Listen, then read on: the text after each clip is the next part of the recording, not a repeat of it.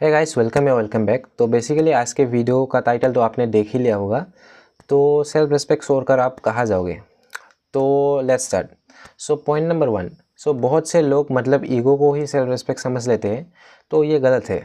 मतलब आप में से या मैं भी ईगो को ही सेल्फ रिस्पेक्ट पहले समझता था, या फिर एक पॉइंट पे आप भी समझते होंगे। तो basically let me clear. So basically ego क्या है और सेल्फ रिस्पेक्ट क्या है। तो ईगो वो है जो आपको आगे बढ़ने के लिए रोकता है। मतलब आप ही सही और कोई दूसरा इंसान सही नहीं हो सकता, वो है ईगो। और सेल्फ रिस्पेक्ट वो है जो आपको मतलब अपने इमोशन को कंट्रोल करना सिखाता है, या फिर आपको आगे बढ़ने के लिए बहुत मतलब हेल्प करता है। तो रियल लाइफ एग्जांपल के लिए मैं बोलना चाहता हूँ कि अगर आपसे कोई रूडली बात करे तो आपका ईगो कहेगा कि आप उसको सबक सिखाओ, लेकिन आपका सेल्फ रिस्पेक्ट बोलेगा कि आपको मतलब वो नहीं करना है। मतलब आपको उससे कैसे ग्रेसफुली या फिर अच्छे से कैसे निकालना है उस सिचुएशन से, वो आपको सेल्फ रिस्पेक्ट बताएगा। तो बेसिकली ईगो क्या है? ईगो है इमोशन ड्रिवन, जो इमोशन के बदौलत आपको मतलब आपको इमोशन से आप रेस्पॉन्स करते हो। और सेल्फ रिस्पेक्ट वो है जो इमोशन को कंट्रोल करना सिखाता है। तो ये आपको समझ आया? तो आप कमेंट करो कि आप मतलब ईगो को ही सेल्फ रिस्पेक्ट समझते थे क्या पहले। तो पॉइंट नंबर 2 ये है कि लोगों को खुश करने के चक्कर में अपने आप को मत खोना।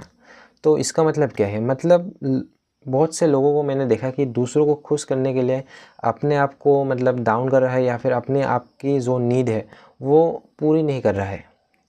तो बेसिकली फॉर एग्जांपल के लिए आप किसी दोस्त के साथ पार्टी में गए। आप पार्टी में इसलिए गए क्योंकि आपका दोस्त खुश हो जाएगा आप जाने से। क्यों? आपको मतलब पढ़ना था या फिर कुछ और काम करना था, लेकिन आपने दूसरों को खुश करने के चक्कर में अपना काम छोड़कर आप दूसरों के काम में लग गए, या फिर दूसरों को खुश करने के लिए लग गए। तो ये बहुत गलत है, क्योंकि ये गलत तुम अपने आप से कर रहे हो, ना कि दूसरों से। तो पॉइंट नंबर 3 है कि सेक्रीफाइस ठीक है, लेकिन अपने इज्जत के बदले नहीं। तो बेसिकली इसका मतलब क्या है? इसका मतलब ये है कि फॉर एग्जांपल मैं बताऊँ कि रिलेशनशिप में हो और तो अगला इंसान हर वक्त गलती करता रहता है और आप हर वक्त सॉरी पहले बोलते हो, ना कि वो।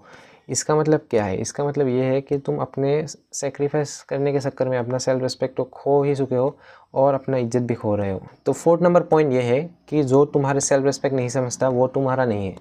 तो फॉर एग्ज़ाम्पल अगर कोई दोस्त, कोई बॉस आपको हर वक्त नीचा दिखाने की कोशिश करता है, या फिर नीचा दिखाता रहता है, तो वो तुम्हारे सेल्फ रिस्पेक्ट को डाउन कर रहा है और वो तुम्हारे लायक नहीं है, या फिर तुम्हारे ग्रोथ के लायक नहीं है। तो बेसिकली आप जितना हो सके उतना फास्ट उससे दूर जाने की कोशिश करो, क्योंकि वो इंसान तुम्हें अपने नीचे मानता है और आपको आगे बढ़ने नहीं देगा। इसीलिए आप जितना हो सके उस सर्कल से या फिर उस एनवायरनमेंट से दूर जाने की कोशिश करो, या दूर ना भी जा सको तो थोड़ा इग्नोर करने की कोशिश करो।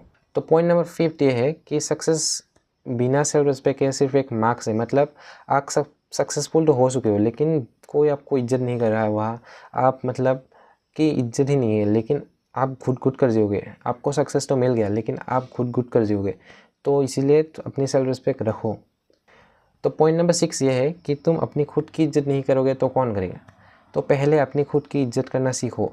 बेसिकली अपने आप को अगर आप लूज़र समझते हो तो अपने आप को लूज़र समझना बंद करो, क्योंकि आप अगर अपने आप को ही समझोगे तो दूसरे आपको क्या, कोई आपको इज्जत करेगा?